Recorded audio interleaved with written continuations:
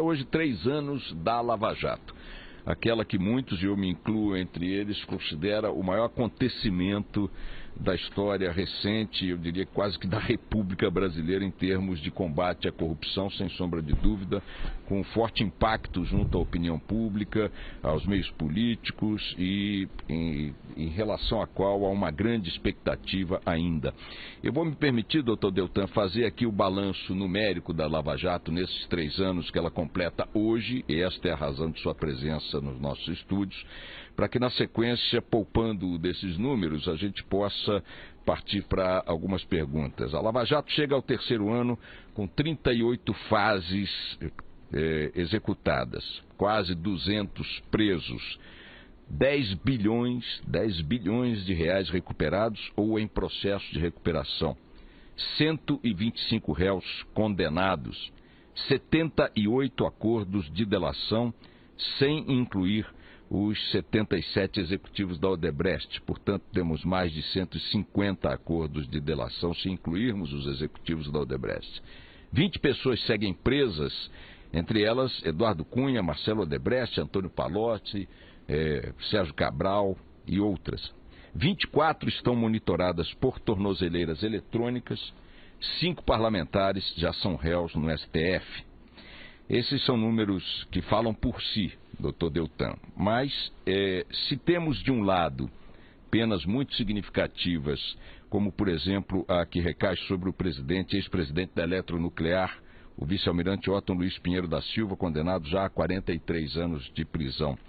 As de José Dirceu, mais de 30 anos de prisão. Renato Duque, ex-diretor da Petrobras, 46 anos. O Vacari, ex-tesoureiro do PT, 41 anos. Por outro lado, estão outros delatores da Lava Jato, outros réus, melhor dizendo, da Lava Jato, como o próprio presidente da Odebrecht, ex-presidente da Odebrecht, Marcelo Odebrecht, foram condenados a penas que muitas pessoas, e aí também me incluo, consideram tênues demais. Por exemplo, Alberto Youssef hoje já está deixando a prisão, nem sabemos se ele continuará usando tornozeleira. O Odebrecht sai da prisão no final do ano que vem, algo como 3 anos de cadeia. Muita gente acha que são penas muito tênues. Eu queria que o senhor falasse um pouco dessa crítica feita a alguns resultados objetivos nas condenações, doutor Deltan. Bom dia, então, mais uma vez.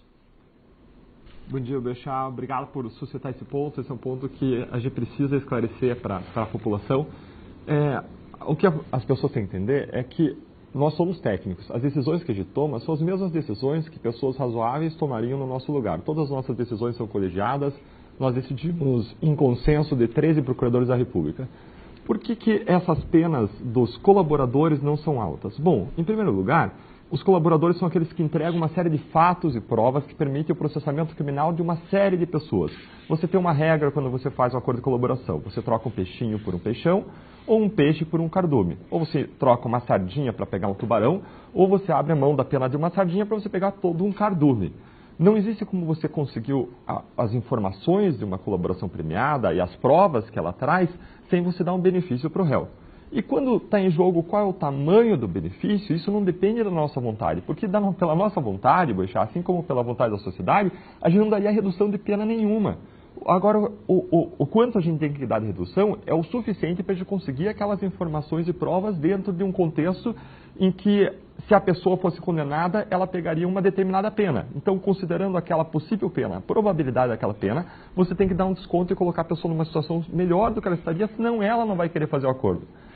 Aí entra um conceito que é um conceito de negociação, que é muito conhecido como BATNA, é o Best Alternative to the Negotiated Agreement, que diz que a pessoa só busca uma solução negociada se ela for melhor do que a alternativa. A pessoa só compra um apartamento de 200 mil reais se ela não encontrar um apartamento idêntico por 100 mil reais. E aí entra o problema do sistema de justiça criminal brasileiro, que em regra no Brasil produz impunidade. Se a regra é impunidade, por que um réu vai chegar para o Ministério Público e vai decidir reconhecer os crimes, entregar informações e provas sobre outros crimes de que a gente nem tem conhecimento, devolver o dinheiro desviado, se submeter a uma pena, se ele consegue a impunidade, ou se existe uma boa probabilidade de ele conseguir impunidade? Essa é a razão pela qual nós não conseguimos impor penas altas. E se você for olhar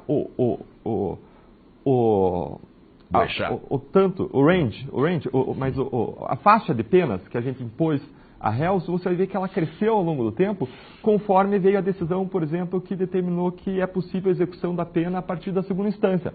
Porque antes a pena era uma ilusão, era aquele oásis do deserto em que você caminha e cada vez ele está mais distante.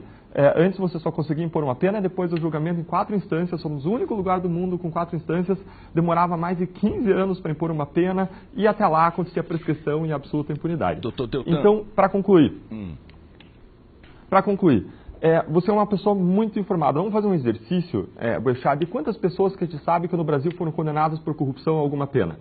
Se nós formos fazer um exercício conjunto, nós dois juntos não vamos chegar a 5 pessoas. Esse exercício eu faço com juízes, promotores por todo o país. O grande ponto é, mesmo os colaboradores que receberam uma redução significativa de pena, eles têm penas maiores e efetivamente aplicadas quando nós comparamos a todos os outros escândalos de corrupção no Brasil.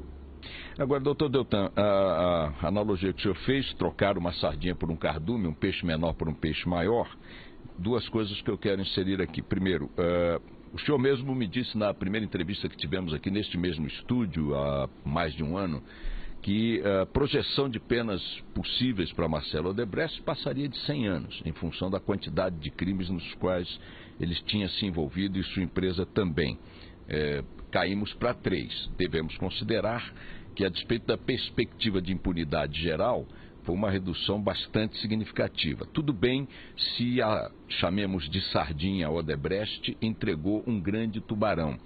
Mas também não há grandes tubarões ainda devidamente fisgados por penas que possam compensar essa redução tão significativa para alguns delatores. Quando e que penas o senhor estima e para que tubarões o senhor estima que venham penas que compensem ou que justifiquem essas compensações aí já concedidas? É uma ótima questão. A Odebrecht é uma empresa que tinha dentro dela um setor que era chamado de setor de operações estruturadas. Quando a gente pensa numa empresa, a gente quer que cada empresa tenha um setor de compliance, que o objetivo é evitar que aconteça corrupção. Esse setor, dentro da Odebrecht, era um setor que a gente pode dizer de anti-compliance, era um setor voltado a fazer pagamentos ilícitos. Os pagamentos ilícitos em propina somam quase $1 bilhão, feitos em diversos estados, para diversos governantes. Quando a população quer a punição da corrupção, o que a sociedade hoje mais espera é que as pessoas responsáveis pelas grandes decisões do país, os poderosos, os políticos, as pessoas nas quais a gente depositou nossos votos, nossa confiança, sejam processados, sejam condenados criminalmente, e essa empresa vai trazer provas e informações sobre corrupção que vão nos permitir alcançar uma série de pessoas que estão nessa condição, uma série de políticos poderosos que vão poder ser levados perante a justiça para serem responsabilizados. Agora, quando você fala de uma pena baixa, Marcelo Odebrecht, 3 anos, vamos olhar o maior escândalo da história brasileira, Boechat, prévio à Lava Jato, que foi o Mensalão. Os autores centrais do Mensalão, como José Dirceu, receberam penas que estão na faixa de entre 7 e 8 anos. Aí você me diz, não, mas essa é uma pena significativa, maior do que a pena do Marcelo Odebrecht. Não é, Boechat, porque essas pessoas começaram a cumprir pena no começo de 2014, em razão do modo como funciona o nosso sistema de justiça. Em 2016, essas pessoas já estavam indultadas, ou seja, perdoadas completamente de qualquer consequência. Ou seja, as pessoas do escândalo mais grave, anterior à Lava Jato, ficaram sancionadas por 2 anos. 2 anos, embora a pena fosse 7, ficaram sancionados por 2 anos. Quando a gente fala de 3 anos para Marcelo Odebrecht, são 3 anos cheios, porque a pena dele é muito maior do que isso. O que a gente mudou foi só a execução que ficou para 3 anos. Então, quando você pega, esse é um ótimo exemplo, a pena de um colaborador que você entende que reduziu muito a pena, ainda assim, observe que essa pena é maior do que a dos outros escândalos de corrupção no Brasil.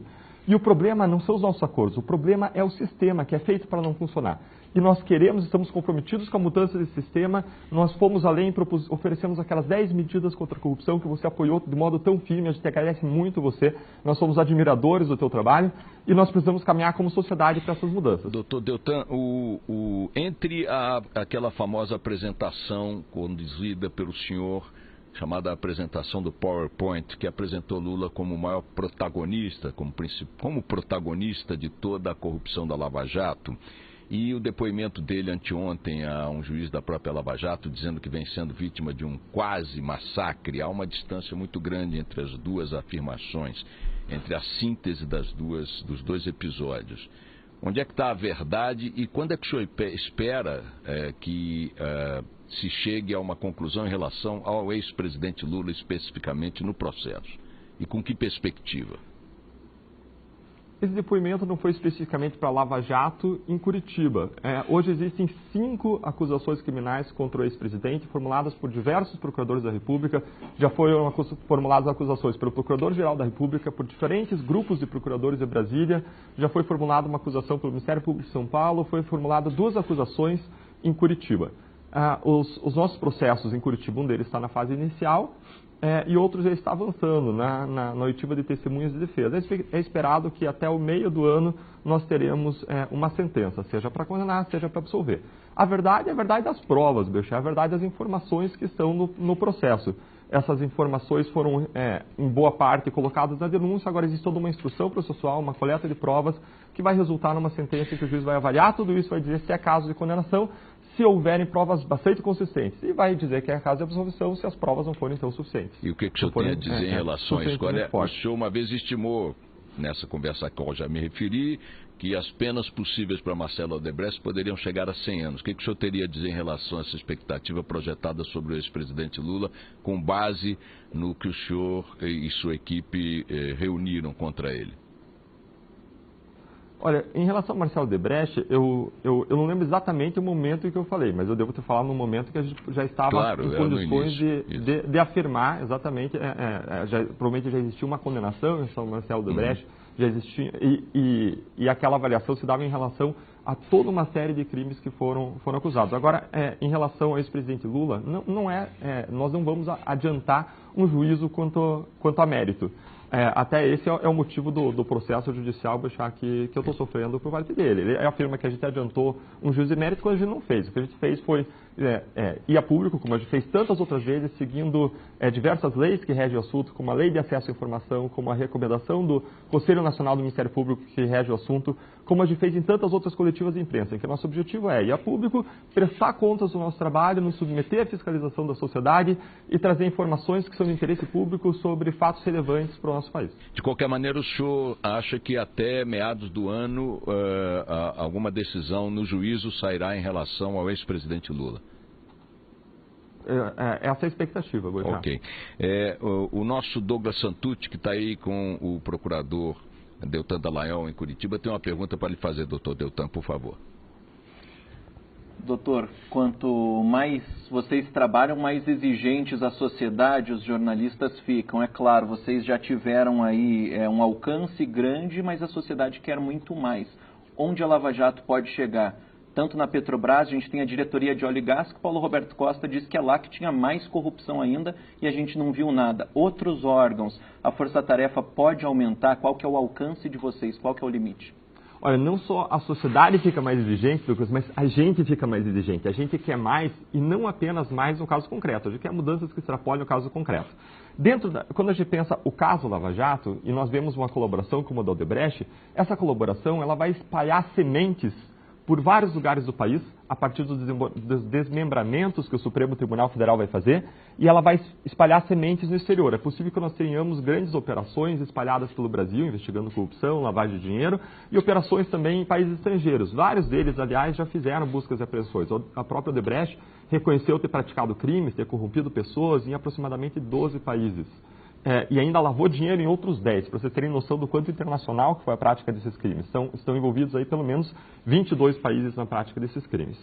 Agora, é claro que o quanto essas sementes vão germinar e vão se transformar em árvores que vão render frutos vai depender da qualidade da semente, ou seja, da qualidade da informação e prova trazida em cada caso, vai depender do solo em que ela cair, de qual é o perfil dos juízes, procuradores, promotores que vão trabalhar nesses casos e do ambiente em que isso vai acontecer, o quanto existe de cooperação entre órgãos naquele lugar específico, em outros países se vai existir uma reação política e quão forte vai ser essa reação política e assim por diante. Aqui no Brasil, quantos estados a delação pode chegar, por exemplo? Vai ser algo realmente abrangente? Eu não fiz essa conta, mas eu diria que em diversos estados. Assim, é uma colaboração efetivamente forte no tocante à abrangência e força das provas. E outros órgãos, era muito organizada. Além da Petrobras, o que a gente tem na mira? Vários outros órgãos, porque a Odebrecht atuava em diferentes níveis de governo, na União, nos estados e municípios, e mesmo quando você observa um estado ou a própria União, você vê que ela atua diante de diversos órgãos. e existia uma rotina, um sistema de pagamento de propina que não era só um sistema da empresa, a gente não pode demonizar a empresa, era um sistema que é o sistema do Brasil.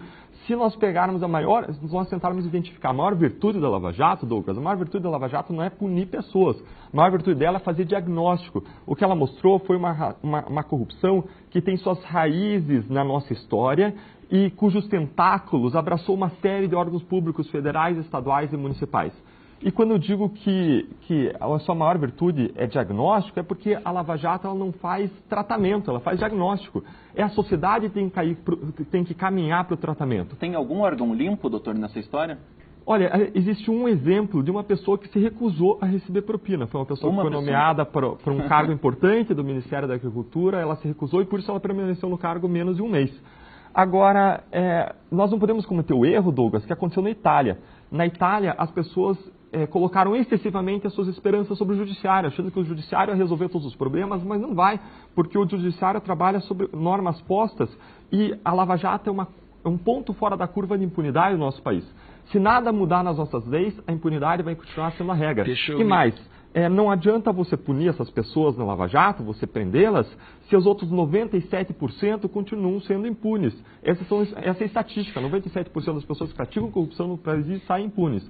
Não adianta você prender algumas pessoas para estancar os crimes se você mantém os incentivos no sistema político. Desculpa, Boechat. O senhor falou do ambiente necessário ao andamento e à consumação dos fatos relacionados à Lava Jato, citando o exemplo da Itália. O que o senhor espera agora dos próximos capítulos, especialmente a partir da entrega da segunda lista do Procurador-Geral da República ao Supremo Tribunal Federal com investigados com foro privilegiado e para outros tribunais. Lembrando que essa é a segunda lista do Procurador-Geral da República, a primeira já tem 2 anos e não resultou ainda em nenhuma condenação. Qual é a sua expectativa em relação a essa etapa do andar de cima das investigações da Lava Jato? Boechat, a minha expectativa é a mesma que a tua. Eu quero que os políticos que praticaram crimes graves sejam levados à responsabilização, segundo um julgamento justo perante o Poder Judiciário, e sejam responsabilizados com penas sérias, penas que reflitam a gravidade dos crimes praticados. Agora, isso vai acontecer? É claro que a gente trabalha acreditando, porque se eu não acreditar, eu não acordo, não levanto de manhã da minha cama. Eu tenho que olhar o meio copo cheio e não o meio copo vazio. Eu tenho que olhar o potencial. Eu tenho que olhar que a Lava Jato era para não ter acontecido dentro do modo como o nosso sistema funciona e que, por meio da dedicação, esforço de uma série de pessoas e fatores fortuitos que não dependeram sequer da gente, ela acabou acontecendo. A gente está trabalhando para que a responsabilização aconteça. Quais são os obstáculos? O obstáculo, em primeiro lugar, é o foro privilegiado. Nós precisaríamos reduzir o foro privilegiado. Em primeiro lugar, porque ele é antirrepublicano, ele quebra a igualdade, ele é um resquício da época dos senhores de engenho, da época do império, em que existiam reis e a corte, porque hoje nós temos mais de 40 mil pessoas com foro privilegiado. É um número que não encontra paralelo em nenhum lugar do planeta. Em segundo lugar, o foro privilegiado atrapalha as investigações porque a dinâmica de um tribunal, e não por má vontade dos ministros, mas porque a dinâmica de um tribunal não favorece as investigações. Veja que enquanto o recebimento de uma acusação criminal, a análise da admissibilidade de uma acusação criminal por um juiz na primeira instância em Curitiba demora 1 semana ou menos, no Supremo Tribunal Federal isso demora 600 dias. Ou seja, quase 2 anos apenas para receber uma denúncia. Não tem como uma investigação andar de modo célere num tribunal. Isso algumas pessoas, como o ex-embargador Vladimir Passos de Freitas, ele reconhece, ele diz, olha, um tribunal não é feito para isso. Então, se nós não reduzirmos o foro, o ministro Fachin vai ter que achar alguma solução muito criativa para que as coisas funcionem perante o Supremo Tribunal Federal. Algo no sentido do que fez o ministro Joaquim Barbosa, travando a pauta do tribunal praticamente aí por 1, 2 anos, para que o julgamento aconteça, as pessoas sejam responsabilizadas de acordo com a sua culpabilidade. Agora, se isso não acontecer, e o ideal era já caminhar nessa direção, era a redução do foro privilegiado. Agora, essa é uma pedra do nosso caminho. Se a gente conseguir reduzir foro privilegiado e mandar essas pessoas para responsabilização para a primeira instância, existe uma segunda pedra no caminho, que são os obstáculos normais do sistema de justiça criminal que fazem com que a regra seja a impunidade. Nós precisamos reformar o sistema de justiça criminal para que a regra não seja a impunidade. Nesse sentido que a gente ofereceu algumas soluções que foram aquelas 10 medidas contra a corrupção. Doutor Deltan, como é que o senhor vê aí a movimentação no Congresso Nacional para anistiar a Caixa 2, enfim, blindar os políticos já alcançados pelas investigações da Lava Jato? Quero alertar os nossos ouvintes, espectadores da TV Bandeirantes e do Band News TV, que nós estamos entrevistando o procurador Deltan Dallagnol, coordenador da Força Tarefa da Lava Jato. Hoje a Lava Jato está fazendo 3 anos. 3 anos da Lava Jato. Doutor Deltan, movimentação na classe política, daqui a pouco pergunta de Mônica Bergamo também, como é que o senhor projeta aí o horizonte dessa movimentação e o impacto dela na expectativa da Lava Jato? É natural que quanto maior o número de pessoas que detêm poder, que são investigadas, quanto maior for o número de pessoas que têm a lei nas suas mãos, maior vai ser a probabilidade que essas pessoas usem a própria lei para se proteger, para elas garantirem que elas não vão ser punidas. A grande peculiaridade da Lava Jato, Boechat, é o fato de que nós apenas podemos agir dentro da lei, nosso único instrumento é a lei. Agora, será que aqueles que têm a lei na mão, que são os legisladores, vão permitir que nós usemos a lei para puni-los? Porque existem vários investigados que têm grande influência sobre o conteúdo da legislação e que podem usar a lei para impedir a sua punição. Essa é a grande peculiaridade da Lava Jato hoje.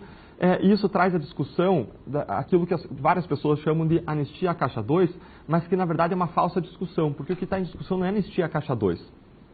O que está em discussão é a anistia da corrupção. Posso fazer uma explicação para diferenciar essas duas questões, Boechat? Por favor. Não dá para a gente dizer que ou é Caixa 2 ou é corrupção. Fazer essa classificação é a mesma coisa que a gente classificar a humanidade em pessoas altas, baixas, médias e homens. Faz sentido essa classificação? Claro que não, porque você está usando 2 critérios. Um é a altura e o outro é o sexo masculino ou sexo feminino. Não faz sentido você misturar essas duas classificações. Você dizer que ou é corrupção ou é Caixa 2, você mistura as duas classificações. Por quê? Porque a primeira classificação diz respeito à corrupção ou não corrupção.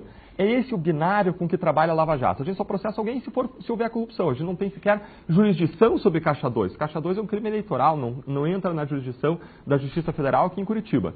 Outra classificação diz respeito não à origem do dinheiro. A classificação quanto à corrupção ou não corrupção diz respeito à razão pela qual o pagamento foi feito. A outra classificação diz respeito ao destino do dinheiro. O dinheiro pode ser destinado para financiamento eleitoral e aí ele é chamado de Caixa 1 se ele é registrado pelo candidato. Se ele não é registrado, se ele entra escondido, é usado para financiamento, ele é chamado de Caixa 2. E se não for destinado a financiamento, ele pode ser destinado para enriquecer o próprio candidato e vai ser um enriquecimento pessoal. Agora veja que a primeira classificação e a segunda se relacionam de diversos modos. O dinheiro pode vir de corrupção e ser destinado à Caixa 2, pode ser destinado à Caixa 1, ou pode ser destinado a enriquecimento pessoal, em caso em que vai existir um enriquecimento ilícito.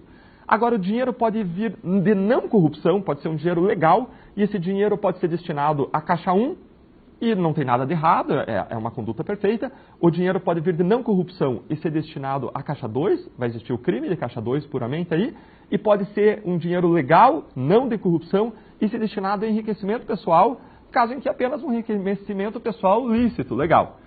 Então, quando as pessoas falam de anistiar a Caixa 2, e aí vem a sacada, isso não faz sentido, por 2 razões. Em primeiro lugar, que não existem condenações recentes significativas por Caixa 2, porque a pena é muito baixa, a pena vai de 0 a 5 anos, a pena no Brasil é fixada de modo próximo ao mínimo legal. Essa pena é uma pena que naturalmente tende a prescrever, tende a não surtir nenhum efeito sobre a esfera da pessoa.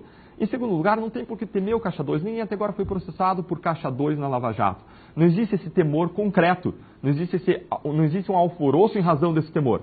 E mais, veja que toda a reação que existiu recentemente no Congresso, quando existiu o recebimento da denúncia do Waldir Raupp, não foi uma reação a uma Caixa 2, foi uma reação à propina que foi recebida por Caixa 1, segundo a acusação. Isso tudo nos mostra que a verdadeira preocupação com a corrupção, e mais, quando veio à tona o texto da anistia no final do ano passado, o texto falava assim: queremos anistiar todo o dinheiro que for destinado a financiamento eleitoral. E aí que está a pegadinha, porque o dinheiro destinado à doação eleitoral ele pode ter por origem a corrupção. E aquele texto falava que era anistiado não só o crime desse destinação, mas os crimes relacionados. Ou seja, todas as pessoas processadas por corrupção na Lava Jato poderiam sair pela porta da frente. Doutor Deltan, de qualquer maneira, está claro, parece que para boa parte da sociedade, que independentemente da legalidade formal do trânsito desse dinheiro nas campanhas, com seu registro na Justiça Eleitoral, e mesmo tendo saído de mecanismos formais das empresas e dos doadores, esse dinheiro ainda assim pode envolver acordos espúrios de compensações através das estatais para essas empresas doadoras. Esse me parece ser o foco, a tentativa dos políticos de separar o joio do joio, criando esses mecanismos que eles chamam hora de anistia, hora de perdão, sei lá como que eles estão classificando. Doutor Deltan, a Mônica Bergamo, nossa colunista, tem uma pergunta para lhe fazer. Mônica, está na linha? Estou na linha. Bom dia, doutor Deltan. Bom dia, Boixá também. Bom dia.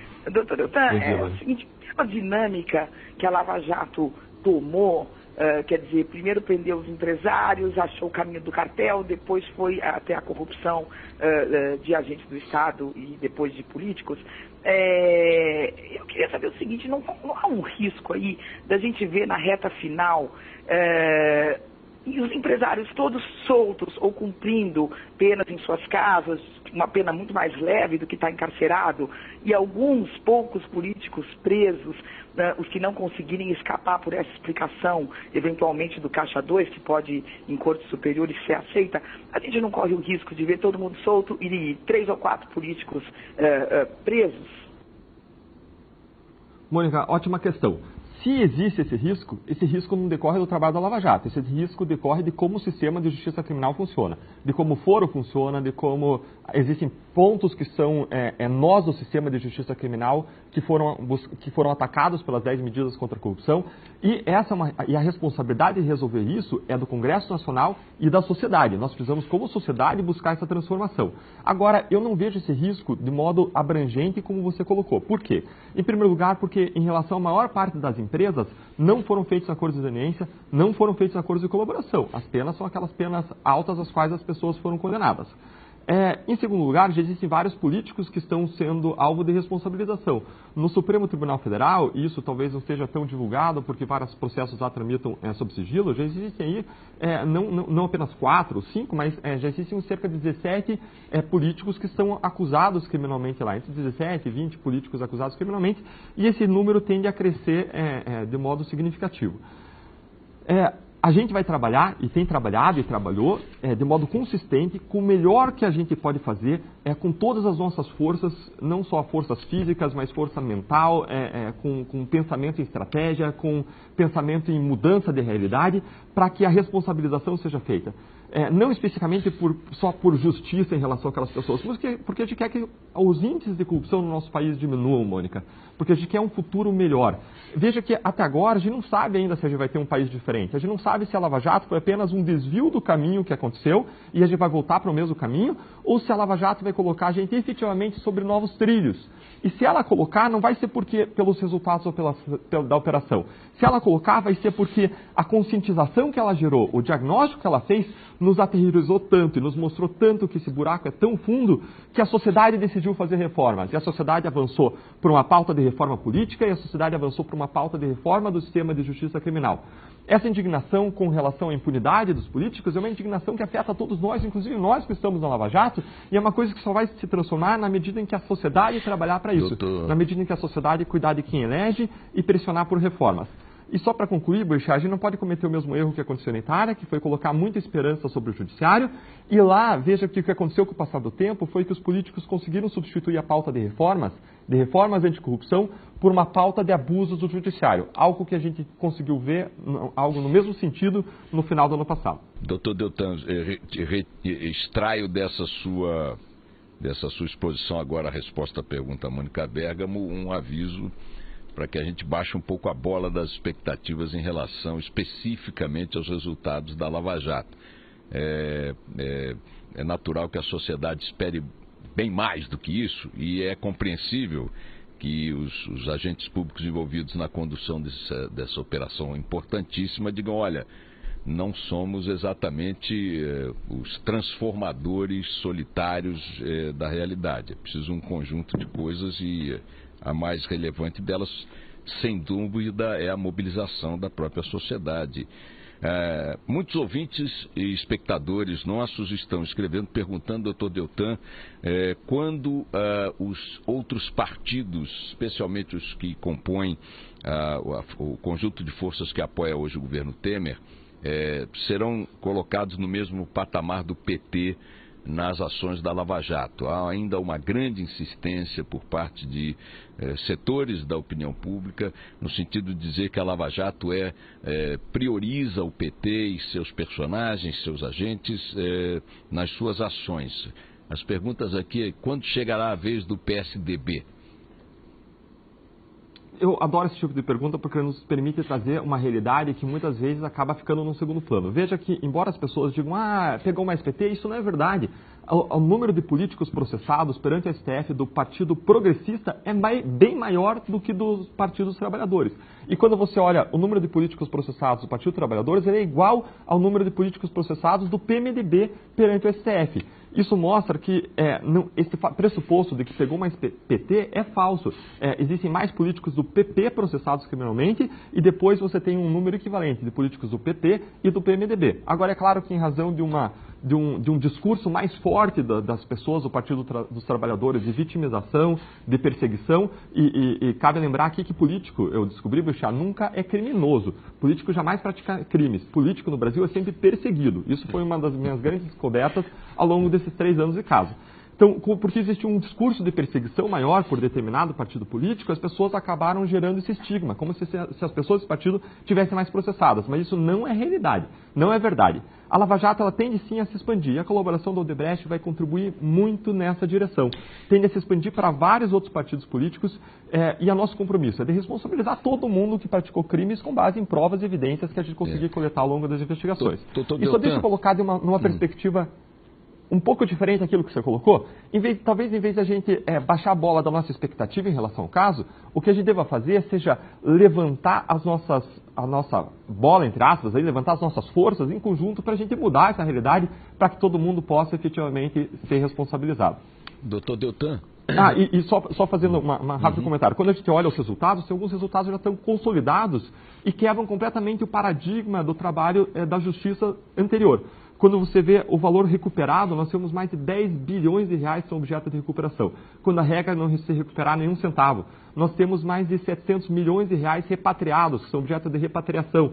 Tudo o que se recuperou, em todos os outros casos conjuntos no Brasil, recuperou menos de 45 milhões de reais antes da Lava Jato. Nós temos aí 260 pessoas acusadas por crime gravíssimo, 130 condenadas, ou seja, já existem resultados significativos. Mas como você, Boechat, e como todos os ouvintes, as pessoas que nos escutam, eu quero avançar mais. Nós, da Lava Jato, queremos avançar, responsabilizar todo mundo, produzir efeitos concretos, não só na Lava Jato, mas em todos os casos de corrupção no nosso país.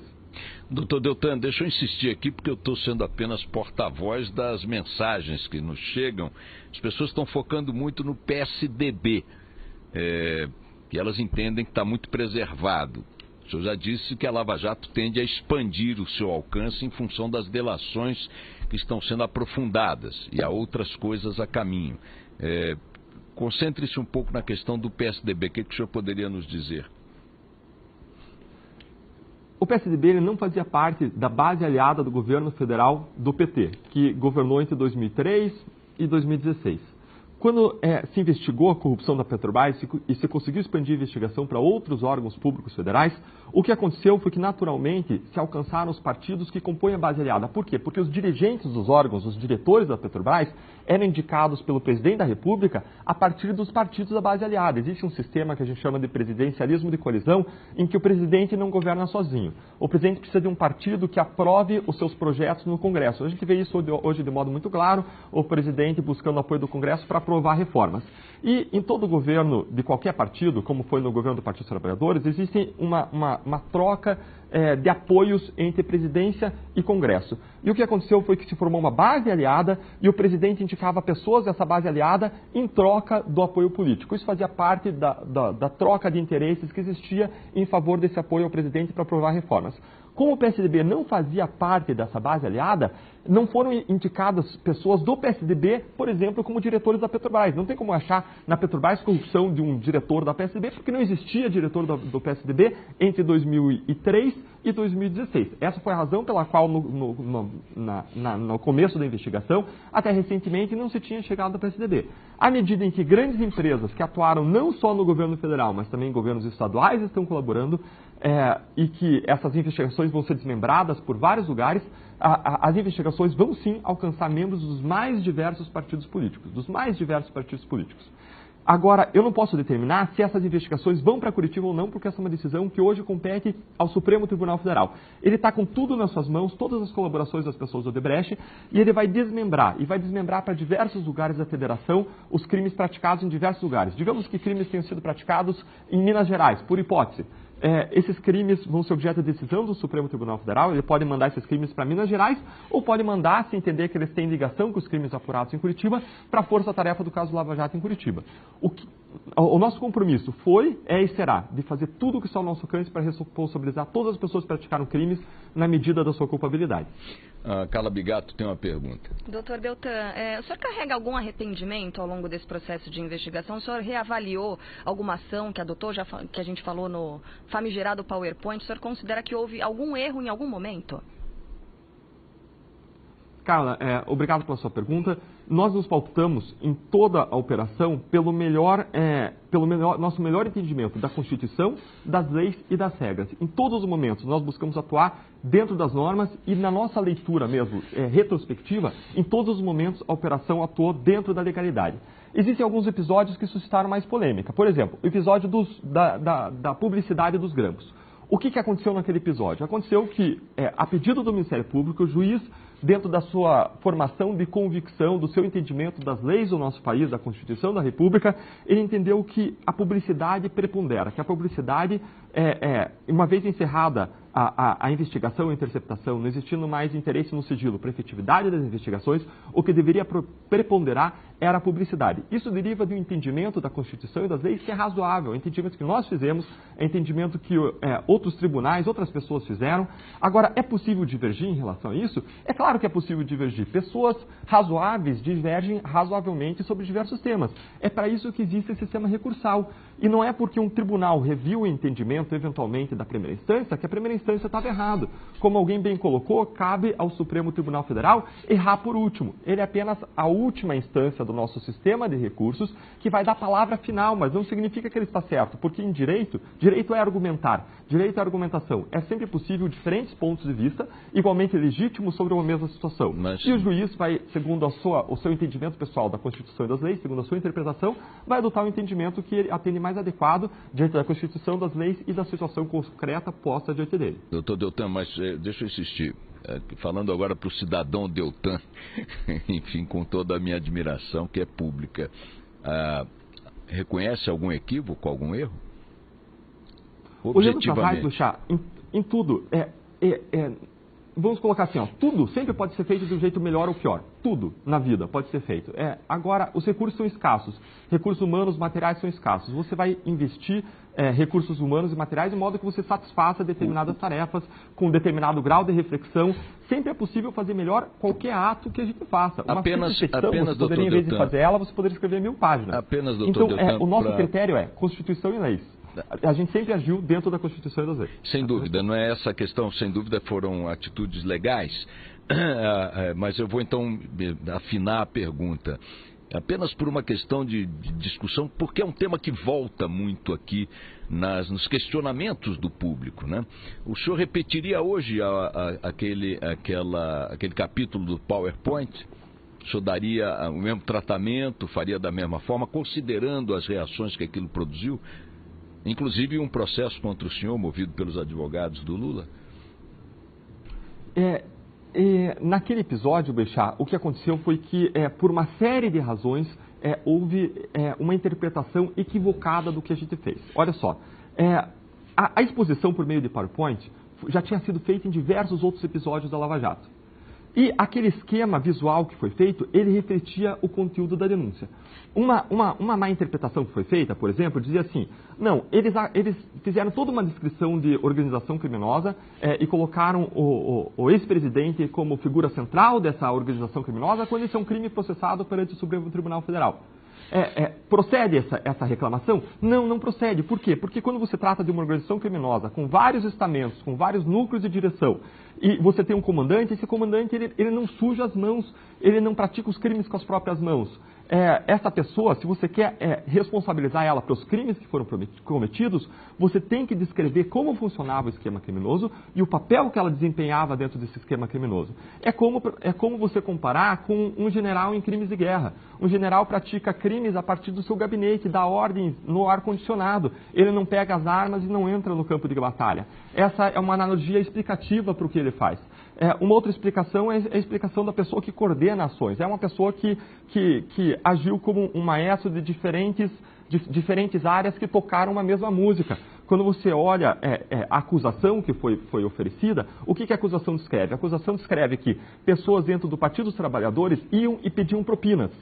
Iam e pediam propinas para quem? Para o diretor da Petrobras. Agora, qual que é o poder que um João Vacari Neto tem para pedir propinas para Paulo Roberto Costa? Absolutamente nenhum, zero, ele não manda em Paulo Roberto Costa. Isso significa que se Paulo Roberto Costa atendia a João Vacari Neto, segundo a acusação, de novo, isso aconteceu porque alguém do governo, alguém que estava sobre Paulo Roberto Costa, que decidia sobre o destino de Paulo Roberto Costa, autorizava e determinava que fosse assim. E quando você olha, de novo, segundo a nossa acusação criminal oferecida, a quem que Paulo Roberto Costa estava subordinado? Quem determinou a nomeação dele foi diretamente o presidente da República. Alguém poderia até discutir, mas será que não foi a Casa Civil? Então vamos examinar o que aconteceu na Casa Civil. O esquema da Petrobras aconteceu e se perpetuou mesmo quando as diferentes pessoas na Casa Civil se sucederam. Mesmo depois que José Disseu, que foi apontado como um personagem central do mensalão, caiu.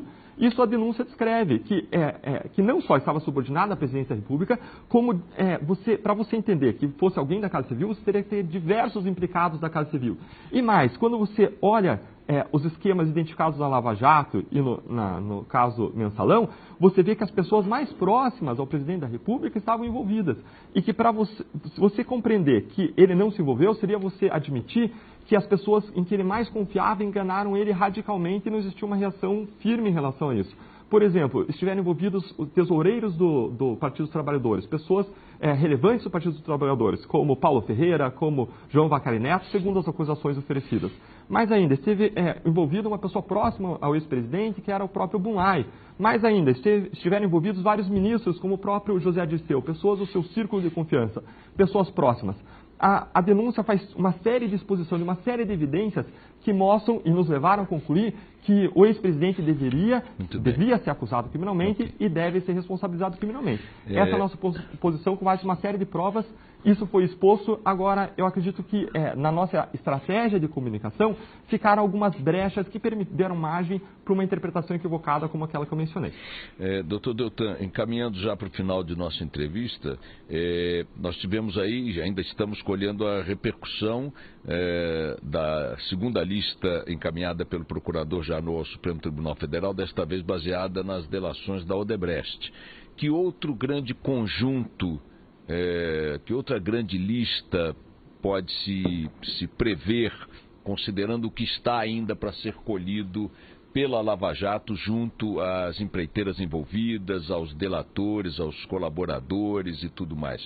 O que o senhor imagina como o próximo passo com alguma dimensão de maior repercussão? Calma, Boechat. Calma, que a gente já tem muito trabalho com base nessa lista já.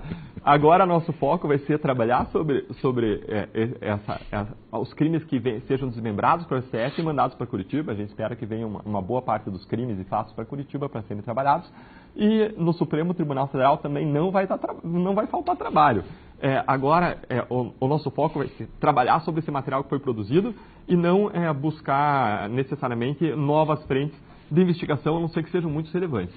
Senão a gente não tem como abraçar o mundo, a gente não dá conta de tudo. O nosso foco vai ser desenvolver essas linhas que foram criadas agora. Só para abrir um pequeno parêntese aqui, eu tinha um amigo que já estava meio sessentão, isso nos anos 70, 80, e ele começou a namorar uma moça muito jovem. E num dado momento houve lá um desentendimento e ele já era, como eu disse, com mais de 60 anos, ela com 30 e tal. E no desentendimento ela resolveu romper e disse: me dá um tempo, fulano, E ele disse, meu amor, a única coisa que eu não tenho para te dar é tempo. Quando você me pede calma, eu estou mais ou menos nessa linha aí, estou com 60 dias, eu quero ver os resultados, mas é compreensível. O Eduardo Barão tem uma pergunta. Eu imagino, mas... Como é que você come um elefante? Você come ou várias pessoas ao mesmo tempo, né? Você tem que fazer um grande banquete, ou você come uma mordida de cada vez. Nós estamos fazendo as duas estratégias. Estamos em várias pessoas e um pedaço de cada vez. Vamos avançar. Doutor Deltan, a grande pergunta agora é como vai ser encerrada a Lava Jato. 3 anos a Lava Jato, 38 fases, né? Meus netos ainda verão a Lava Jato em ação, a fase número 300. Como é que vai ser encerrado esse longo processo, doutor? Olha, eu espero que não seja encerrada agora, né? Por 3 razões. Primeiro, por uma questão de justiça. Claro que a gente vê algumas tentativas de encerrar precipitadamente a operação. Primeiro, ela não pode ser encerrada agora por uma questão de justiça. A gente tem que responsabilizar todo mundo. É o que é certo perante a lei e perante o senso comum. Em segundo lugar, porque um encerramento precipitado da Lava Jato passaria uma péssima mensagem para a sociedade, que seria a mensagem de que praticar corrupção e violar regras vale a pena. Em terceiro lugar, a Lava Jato não pode ser encerrada porque ela mantém aberta uma espécie de portal de transformação. Nós temos um momento em que se gerou uma grande conscientização em relação àquele diagnóstico. Nós estamos num momento em que a Lava Jato nos traz um suspiro de esperança, ela renova as nossas esperanças em relação... Ela nos dá o gostinho do país que nós poderíamos ter se o sistema funcionasse, se o sistema de justiça criminal funcionasse. Em terceiro lugar, nós vivemos um momento em que a sociedade desenvolveu músculos, forças, reclamando, demandando, inclusive, muitas vezes indo às ruas contra a corrupção. E esses elementos juntos, a consciência, o sonho e a força, os músculos da sociedade, eu acredito que podem nos conduzir, e se nós perseverarmos, nos conduzirão a um país com menos corrupção, a um país melhor. Agora, nós precisamos caminhar nessa direção e conseguir aprovar as reformas. Senão, o que pode acontecer é o que aconteceu na Itália. Esses dias eu li um texto, Boechat, muito interessante, que era um texto de um professor da Universidade de Pisa, o nome dele é Vanucci, e ele estava descrevendo o que aconteceu na Itália. Ele fala, olha, logo depois da operação, teve uma redução dos crimes. Existe prova de que o preço dos contratos caiu, diminuiu a quantidade de crimes. Mas, conforme o sistema conseguiu alcançar a impunidade, conforme o sistema político garantiu a própria impunidade, conforme alguns políticos do sistema político agiram para garantir a própria impunidade, e conforme nada mudou no sentido de reformas dos incentivos à corrupção, o que aconteceu foi que as pessoas começaram a ver, peraí, essas pessoas mesmo nas mãos limpas não foram punidas? Então eu posso praticar crime. E o crime voltou mais sofisticado, voltou mais espalhado, e não só isso aconteceu, mas a força da sociedade diminuiu porque as pessoas caíram em completa desesperança. A própria imprensa passou a noticiar menos a corrupção, porque depois de um grande escândalo como uma Mãos Limpas da Lava Jato, qualquer grande escândalo é relativizado, é colocado em small caps, em letras miúdas. Veja que numa coletiva da Lava Jato, que a gente fez há um tempo atrás, a gente estava apresentando uma denúncia que envolvia propinas de 26 milhões de reais, uma jornalista levantou a mão e falou, por que vocês estão fazendo entrevista coletiva para propinas de só 26 milhões de reais? Como se 26 milhões de reais fosse pequeno, porque o nosso limiar de tolerância, quando a gente vê grandes esquemas, aumenta. Então, a grande sacada se a gente não fizer reformas agora, é possível que elas nunca mais venham e que a gente caia em desgraça, que a gente caia no nosso sofá vendo sucessivos escândalos de corrupção sem ter força mínima para mudar isso nos próximos 15, 20 anos. A gente está vivendo um momento em que existe um portal de transformação aberto, agora é a sociedade que precisa passar por ele. Nós, no sistema de justiça, não temos força para isso. Não só a nossa atribuição, mas nós não temos poder para isso. Mesmo quando existem ataques ao caso, a nossa única proteção é a sociedade. Nós precisamos que a sociedade, por meio do voto ano que vem, por meio da renovação política, por meio do incentivo a reformas, por meio da interlocução junto ao Congresso, consiga que avance em reformas de um novo sistema de justiça criminal, que funcione melhor, funcione para todos os degraus da sociedade, e no sentido de um sistema político em que não existam grandes incentivos à corrupção, como existem hoje. Se quiser, a gente pode até aprofundar um pouco essa discussão do sistema político, que é bem interessante, se houver tempo, se for a linha que vocês quiserem seguir. Tempo sempre haverá, doutor Deltan. De qualquer maneira, o que sinalizam os últimos movimentos no Congresso, na classe política e no próprio governo, não apontam nessa direção que o senhor considera fundamental, e é óbvio que é fundamental. Ou as reformas acontecem, ou se muda a malha legal sobre qual toda esta realidade tem se apoiado até agora, com o combustível da impunidade ou continuaremos, provavelmente cairemos na desesperança que os italianos caíram depois dos resultados de médio prazo, de longo prazo da Operação Mãos Limpas. O que nós temos visto no Congresso nas últimas semanas, meses, já desde a reação às 10 medidas contra a corrupção, agora em relação aos movimentos para transformar o Caixa 2 em coisa de criança peralta, a tal reforma política, que não é uma reforma política, é uma armação, é uma redoma política para aumentar o grau de proteção, de privilégio, de impunidade da classe política. Não há sinais de que deste ambiente possa vir alguma coisa na direção do que o senhor está preconizando. E aí eu vou pedir para o senhor, então, com o seu comentário, encerrar a nossa entrevista, pela qual eu reitero meu agradecimento, doutor Deltan, por favor. Eu que agradeço você, agradeço os ouvintes, agradeço aos jornalistas que participaram.